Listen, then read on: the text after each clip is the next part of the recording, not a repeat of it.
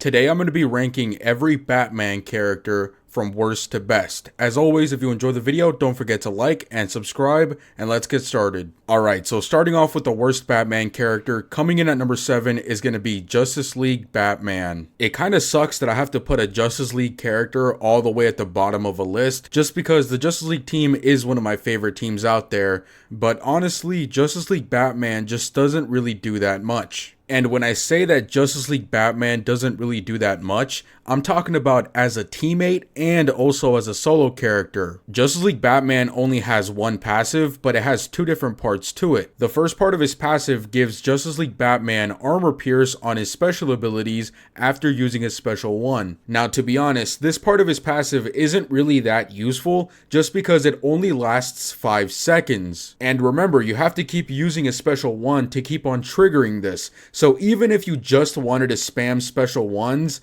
just to get that armor pierce in every single time, that still really wouldn't work, because with only 5 seconds, chances are after you use your special ability, you're probably going to have to start blocking whatever the opponent is going to start doing, and by the time the opponent is done, those 5 seconds are going to be gone. Also, even if this passive lasted for like, let's say 20 seconds, you would still wonder why it would be there, because nowadays, a lot of different characters have so many different buffs in their special abilities, so I don't understand why Justice League Batman doesn't just already have armor pierce in every single one of his special abilities. That's definitely not far-fetched. Moving on, his second part of his passive makes it so that whenever himself or his Justice League teammates are targeted by any special ability, they will take no damage from the very first special ability that character takes. Now, this part of his passive isn't completely useless, but it also really isn't god tier, and when you really compare it to the other Justice League teammates, it really just doesn't hold up to par.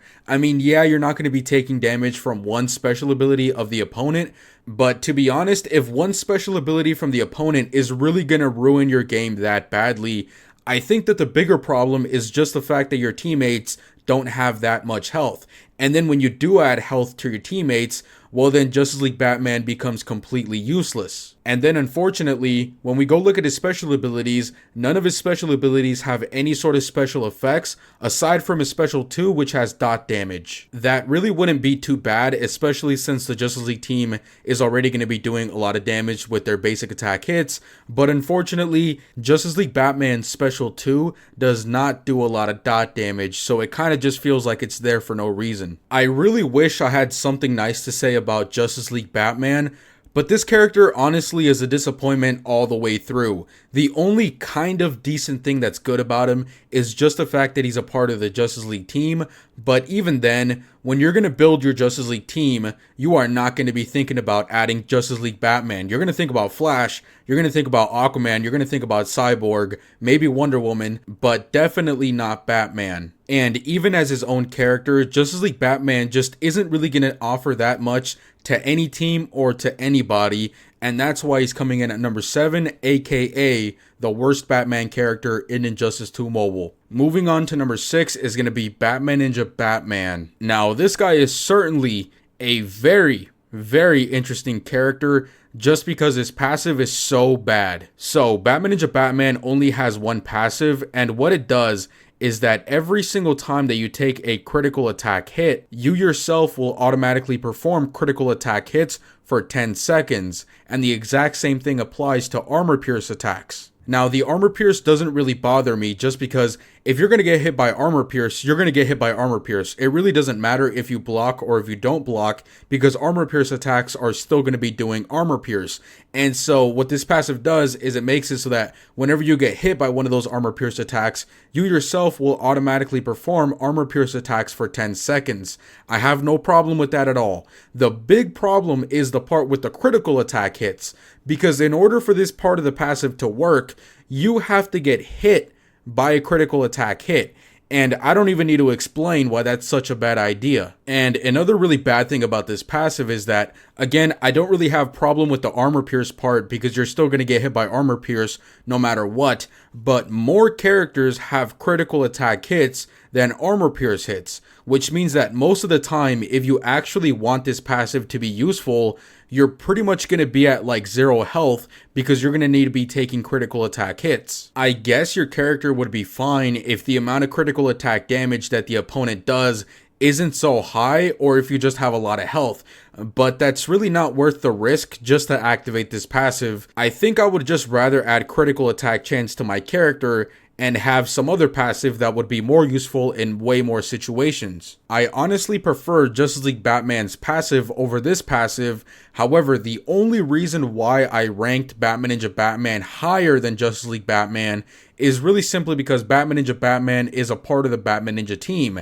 And of course, we all know that Batman Ninja Catwoman has that immortal ability, which makes it so that her teammates will not die. So this definitely makes it a little bit easier for you to be taking critical attack damage because you don't have to worry about dying. However, you would still have to worry about somehow healing Batman Ninja Batman to use this at its full potential. Another reason why I ranked this guy a little bit higher than Justice League Batman is also because of his special abilities, because his special abilities have a lot more effects. His special 1 has hazard dot damage and it also applies blind. His special 2 has a chance of making it so that you could use your special 3 for no power cost. And finally, his special 3 has stun. It's really unfortunate that Batman Ninja Batman has to be so low on the list, because if we look at his special abilities, he has good special abilities and the armor pierce part of his passive is okay. It's just that the main thing that you're going to be using, or that you should in theory be using most of the time, which is just getting hit by critical attack hits, that's just not a good idea. And also, unfortunately, Batman Ninja Batman also doesn't have any other passives that work for his Batman Ninja team, so that's just another thing that's holding this character down. I think that if at least we got another passive that worked for the entire Batman Ninja team, even if it was decent, at the very least this character would be bearable, but just how he is right now, he's definitely not a good Batman character and just not a good character overall. Alright, so now moving on to number 5. Some of you might disagree with me on this, but just hear me out. It's going to be Nightmare Batman. So the one thing that Nightmare Batman is definitely good at being is a tank. However, I have a really big problem when characters are specifically built to be tanks, just because technically speaking, any character in this game can be a tank. Even the best damage dealer out there can be a tank. Now, of course, they're not going to be the greatest tanks out there. Maybe they don't have the most amount of health. However, at the end of the day, if your tank has 40,000 health and 75% defense, and let's just say 75% fast attack, that's all you really need in this game. There's really no point in going overboard because it's just not necessary. And the fact is that almost every character in the game can reach 40,000 health and 75% defense and 75% fast attack with absolutely no problem. So being a good tank is not the same as being a good damage dealer, just because there's really no limit as to how much damage you want to be doing as long as you keep finding characters that do more damage. But when it comes to health, unless you're really bad at the game, then I guess you do need a lot of health, but just most people don't need it. Anyways, with all that being said, let's look at his passives. So he only has one passive, but it has two different parts. He gets a 3-second advantage whenever the game starts, so that means that whenever the match starts, the opponent is going to be kind of stunned, and you're going to be able to do whatever you want to them for 3 seconds. And the second part of his passive is kind of what makes this guy a good tank,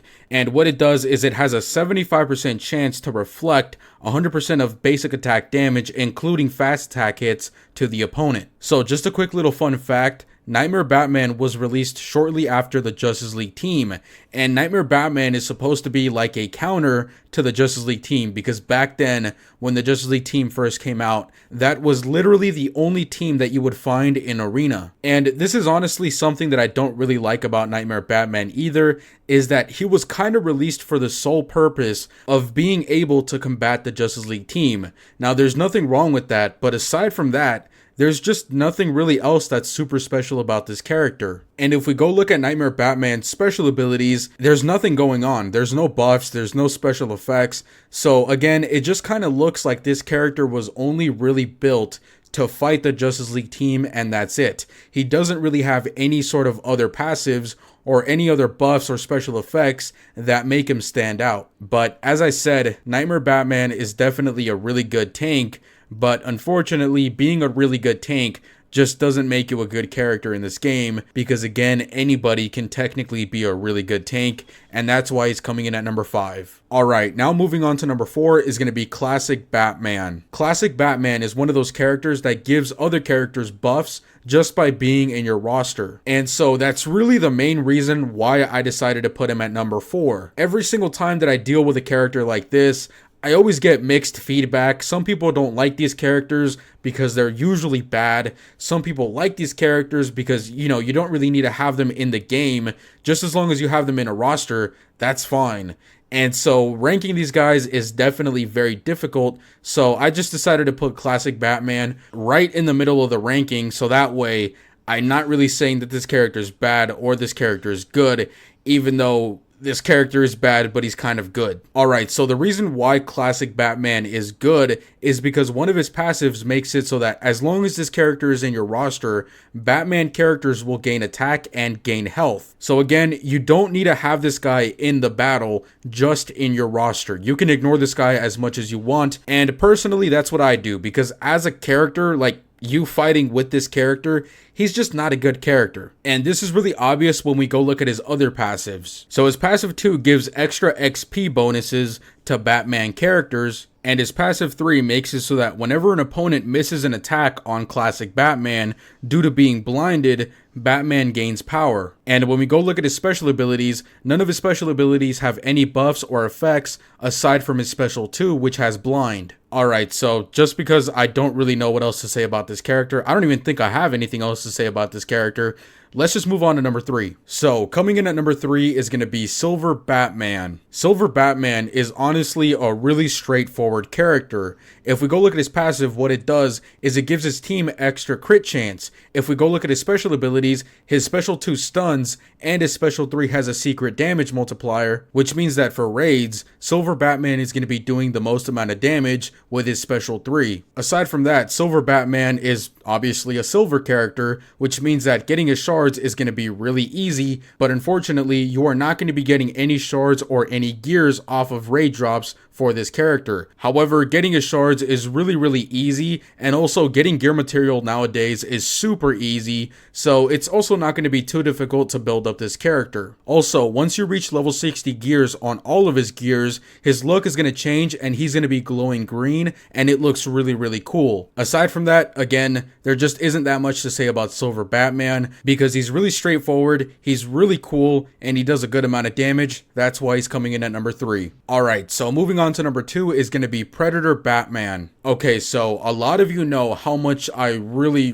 love this character. As a matter of fact, I really do believe this is the number 1 character that I've used in Injustice 2, and I can also remember exactly when I unlocked this character. And this character was a launch character, so that was quite a while ago. However, there's 2 reasons why he's coming in at number 2 and not number 1. So first of all, recently, for whatever reason, NetherRealm decided to take Predator Batman off of the Arena store, which means that if you really want to unlock this character now, the only way to do so is to go open up chests. And I'm pretty sure I speak for everybody when I say that this is a major downgrade. This was definitely not a good idea. But also, the second reason why Predator Batman is coming in at number 2 is really simply because he doesn't have any sort of functionality in raids. So Predator Batman's passive makes it so that whenever you tag him in, the entire opponent's team is going to be losing 15% of their current health.